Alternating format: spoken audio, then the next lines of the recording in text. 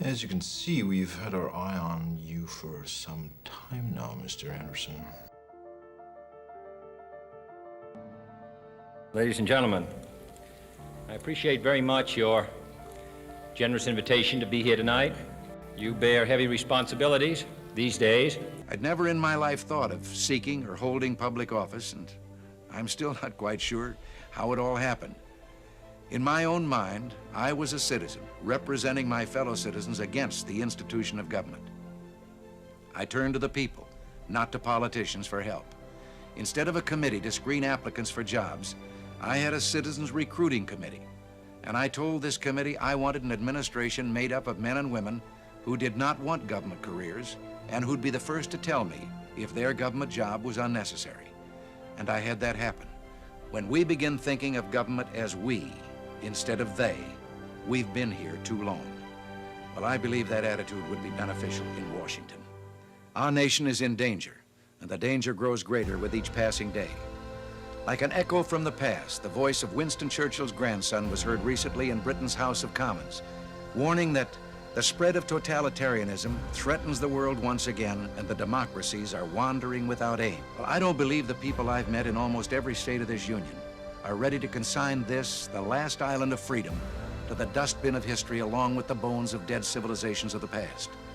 Call it mysticism if you will, but I believe God had a divine purpose in placing this land between the two great oceans, to be found by those who had a special love of freedom and the courage to leave the countries of their birth.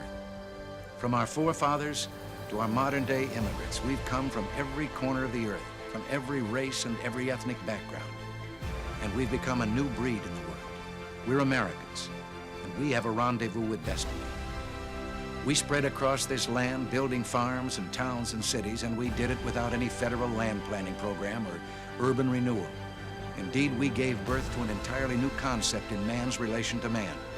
We created government as our servant, beholden to us, and possessing no powers except those voluntarily granted to it by us. Now, a self-anointed elite in our nation's capital would have us believe we're incapable of guiding our own destiny.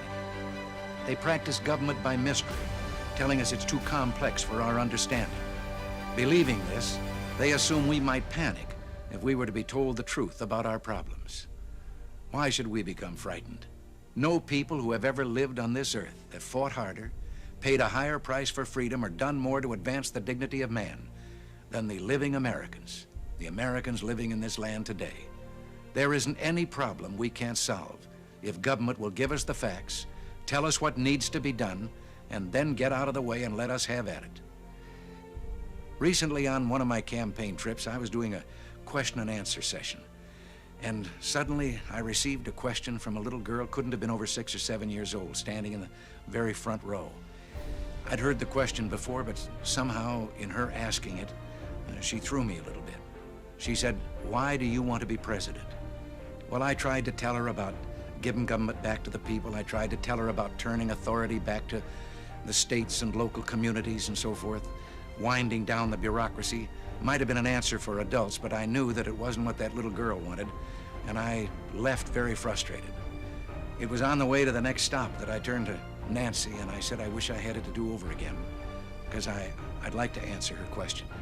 Well, maybe I can answer it now.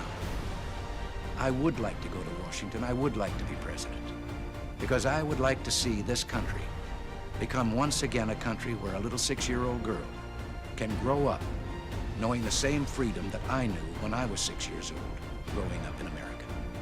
If this is the America you want for yourself and your children, if you want to restore government not only of and for, but by the people, to see the American spirit unleashed once again, to make this land the shining golden hope God intended it to be, I'd like to hear from you. Write or send a wire.